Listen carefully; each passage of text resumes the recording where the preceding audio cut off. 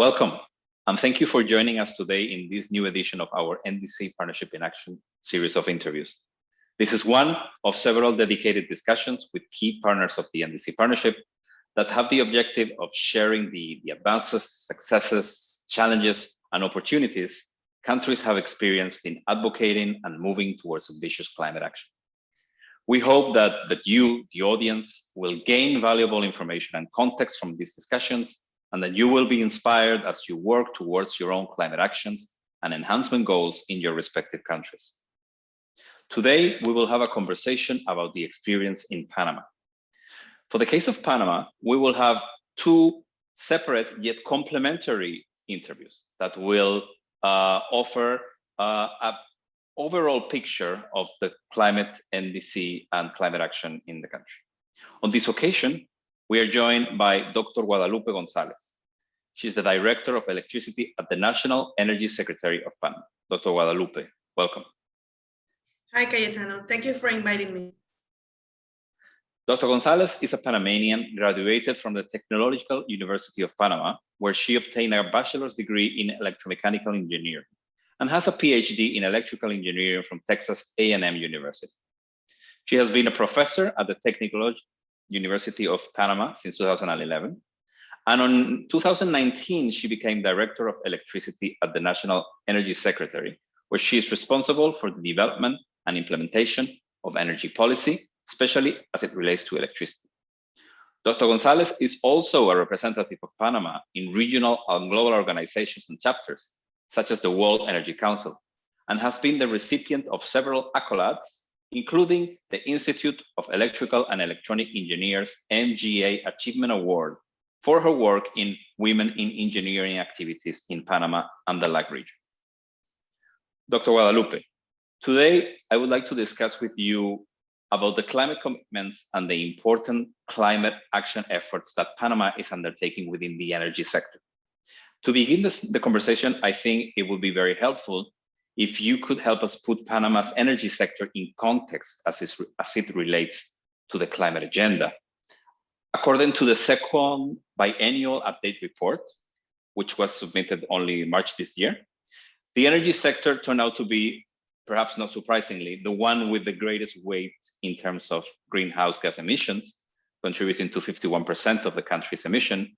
But however, interestingly, the report also shows the dynamism of the climate action in the sector, with an important increase of the use of renewable energy sources for the generation of electricity. How are emissions distributed within the energy sector, and where are the biggest challenges to reduce them?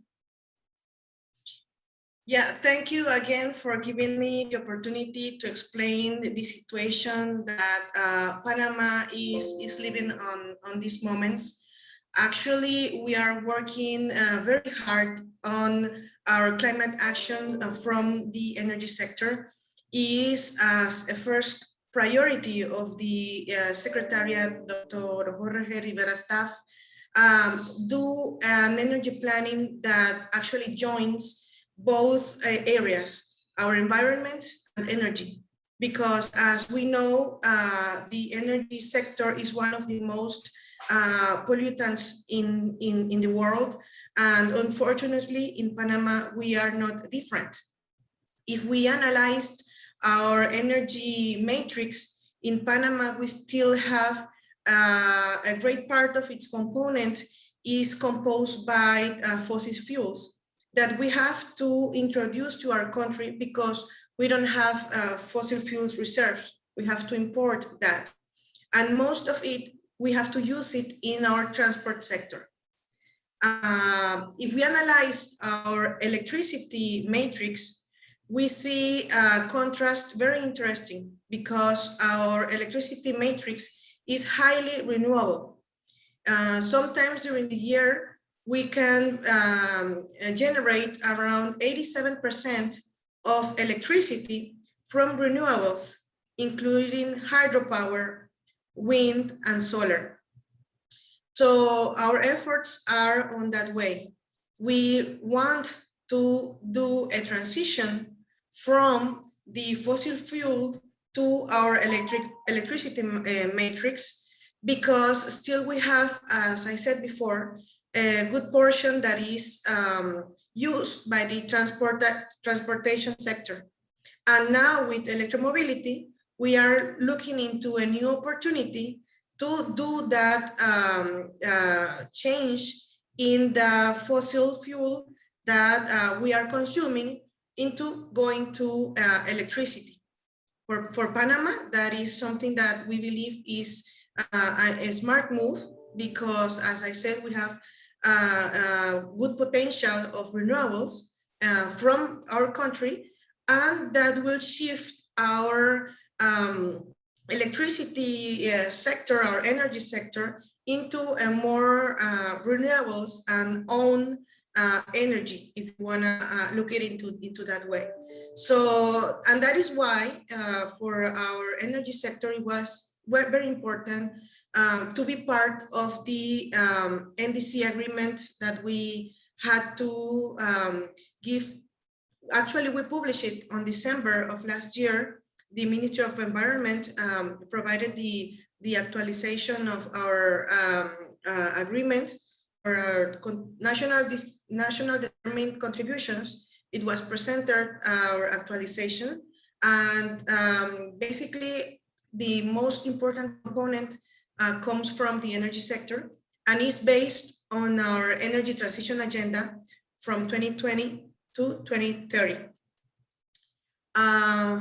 From the agenda, actually, we were able to develop some studies that so that we can have numbers of the impact of this agenda in Panama in the midterm.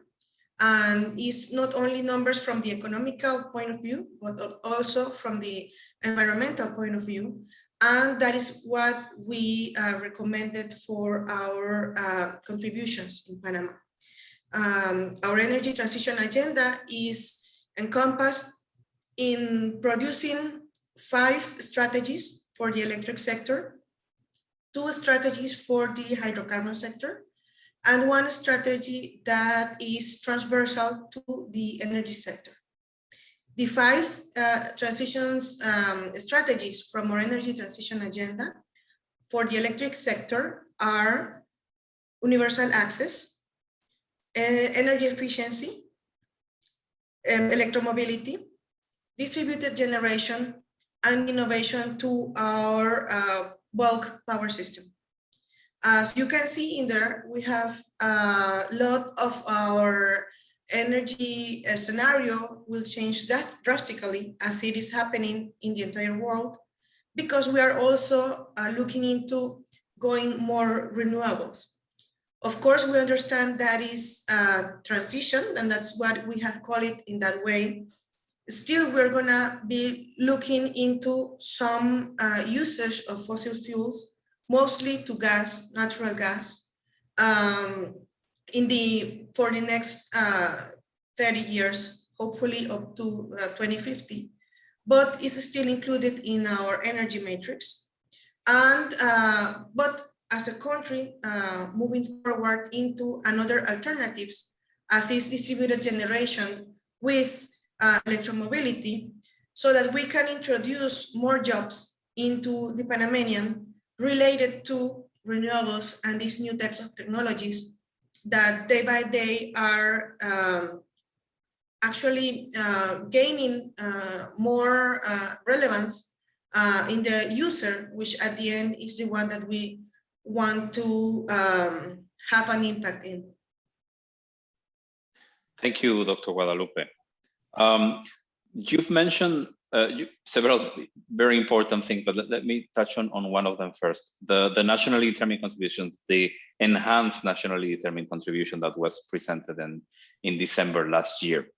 Could you share with us some of the specific commitments in ambition in the energy sector that Panama is aiming to meet by 2030?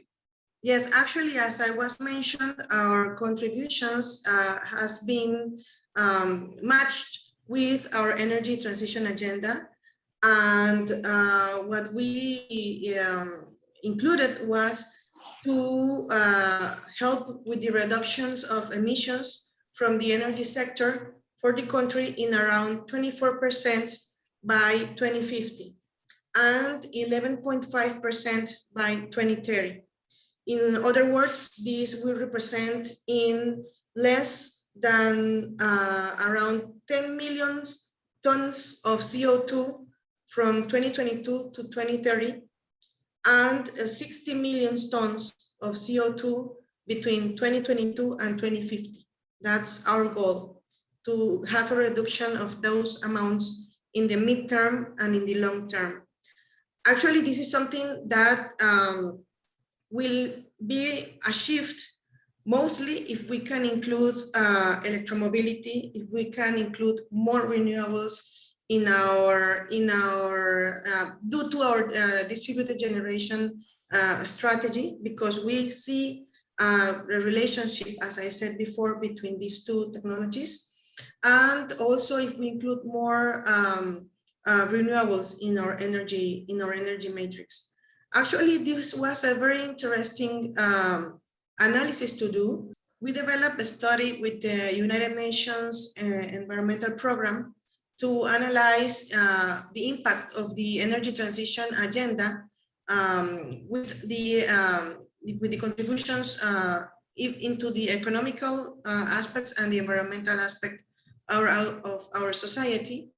And it was very clear that even if we do an energy transition or a decarbonization of our energy matrix, in both scenarios, the numbers were very interesting, actually, and that is why we were able to give this indication to the Ministry of Environment based on our energy transition scenario. So these numbers are the effort that Panama is going to be doing in the next years, consciously that still we have work to do, that still we have a lot of efforts to do, but with the goal in mind to include more renewables into our energy matrix. Thank you very much, Dr. Guadalupe. And then you've made reference to the impacts, to the benefits beyond the climate change, beyond the reduction in emissions, right? You've mentioned job creation, for example, as part of this energy transition agenda. In a couple of months ago, you released a report precisely with UN Environment, the energy transition as a key driver of the COVID-19 economic recovery in Panama, which reaffirms the message that it is possible and it's necessary to ensure that the post-pandemic economic recovery is sustainable and is climate friendly. Could you share with us your insights as to how the energy transition agenda is contributing to COVID recovery in the country? Actually, as I was said before, we did this study and we understand that we can affect in various aspects, not only environment, but also socially. As I said before, we can have a direct impact in more jobs. More than 2,000 new jobs we can achieve if we actually do our energy transition scenario. We could achieve more than 10,000 direct jobs if we go entirely to our decarbonization scenario. We are putting the eggs in our basket into the energy transition scenario.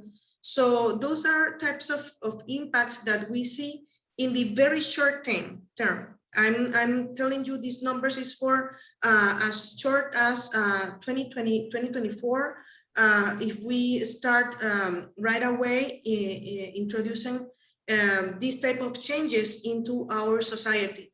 Of course, in Panama, the COVID-19 pandemic has impacted a lot.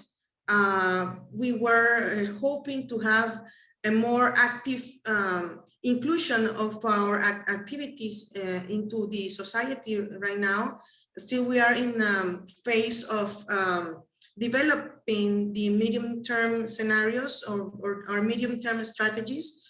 But anyway, we see that with this type of numbers, we are using it in order to talk with other stakeholders, not only from the government, but also from the academy and the private sector, which together we are working in order to move forward this energy transition agenda. Actually, the way that we have been working due to the impacts that are actually can be seen in this type of studies is that we have created a National Council for Energy Transition, which I believe is we are one of the few countries that have in place these type of councils that are formed with these three type of members in this council. And that will help us to, give some transparency to our way of work, also in order to be as an advisory committee for the energy transition process of the country. And also, while we develop the energy strategies, what we are doing is also develop committees, interinstitutional committees, so that we have people from different stakeholders working with us in developing these strategies. This way of work has been done by or led by the National Energy Secretariat since 2019, when we developed the electromobility strategy, and we have been replicating the model with the other 4 strategies for the electric sector. Right now, we are developing the strategy for universal access and distributed generation. Those are right now in their final stages. Also, we just launched the one of energy efficiency, and we hope to start working on the innovation of the power system in the next couple of months, so that we can have the 5 strategies published and approved by the government by the end of this year,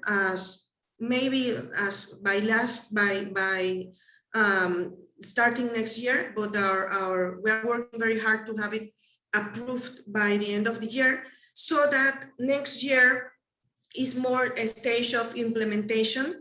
And when we say implementation, is basically developing the legal instruments so that everything that is planned can be actually done, have this way to provide to the Panamanian a way to actually be more accessible, to have these technologies more accessible to them.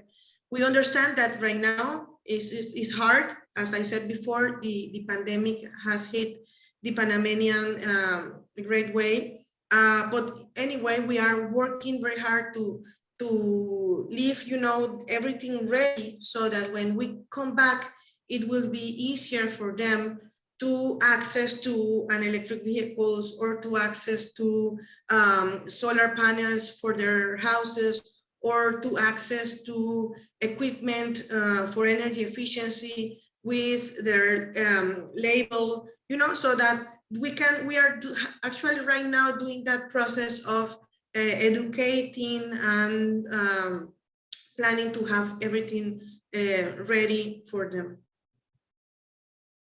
I'm very glad you brought the point about implementation, because that ties very well to the next question I wanted to ask. The NDC Partnership is an international platform that has the mandate of precisely supporting countries in NDC implementation. And while you were speaking, you've made reference to key groups of stakeholders, right? You've mentioned the government, you've mentioned the private sector, you mentioned academia and civil society. And the NDC Partnership brings in another stakeholder that maybe not that big, but still has a role to play, the international cooperation stakeholder. So I would like to, as you know, the NDC Partnership is working with the government of Panama over the next few months to develop a roadmap for NDC implementation. And that's going to be covering, of course, parts of the energy sector. But now, if you were thinking in terms of international support, where do you think are the entry points for international cooperation to help Panama in the energy transition? We do everything with international collaboration. Pretty much is from the National Secretariat of Energy. We have seen the international collaboration as our right hand. Actually, we've been working very well with the NDC Partnership and different collaborators that we have working pretty much for more than a decade with Panama. Is very important to have clear that we are all, swimming together into these new areas. And it's very important to have this type of collaborations because some countries have more experience with some topics than others. And actually having these type of collaborations, help us to develop in those areas where we don't know, where we don't have that type of experience, and also for us to provide experiences to other countries. And actually, I think that is very positive and the beauty of the policy making.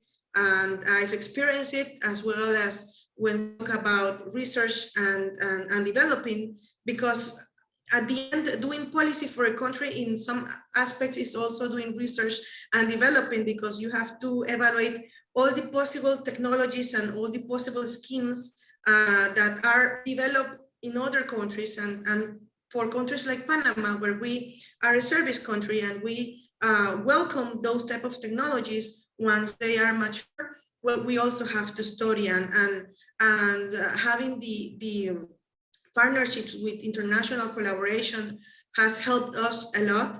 And also it provides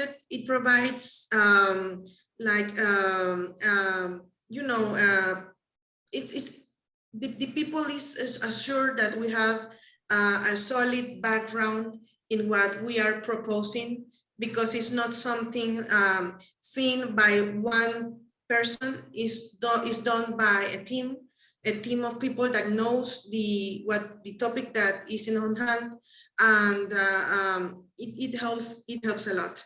So yeah, we welcome it, and we have been working together. And as a plus, the good thing that we have this time, as you said before, that we are developing the NDC Partnership framework, is that we have from the energy sector a very clear path with our energy transition agenda.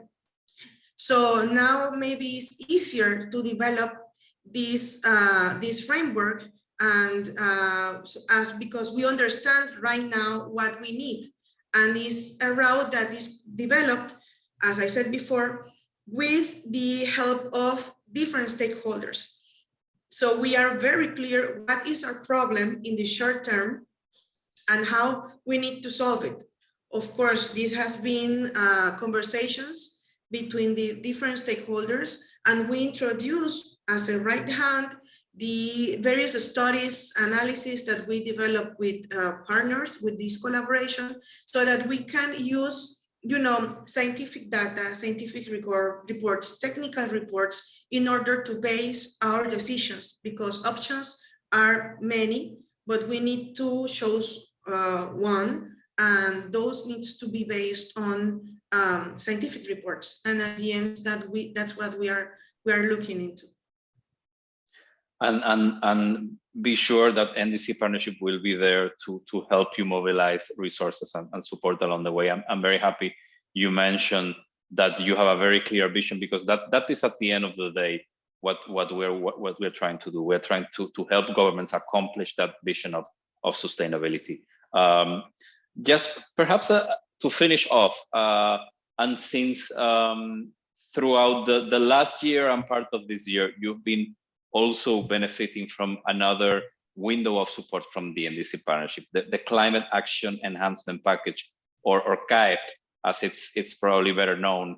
And you've been working with the World Bank and with UN Environment very closely. Perhaps your reflection on this work, how it has helped you, and if you think it's an initiative that it's worth relaunching in the future. Yes, of course. As I said before, here at the National Secretariat of Energy, we work really close with you at the NDC Partnership and with CAEP especially. We've been working in a couple of projects in terms of electromobility for our government, if change in the fleet, if to analyze if this is something that is possible or cost effective, that's a part of analysis. Also in terms of the public transportation, that's also another of the topics that we've been analyzing this past year. And as I said before, this type of collaborations are very, very important because it gives us numbers, it gives us options.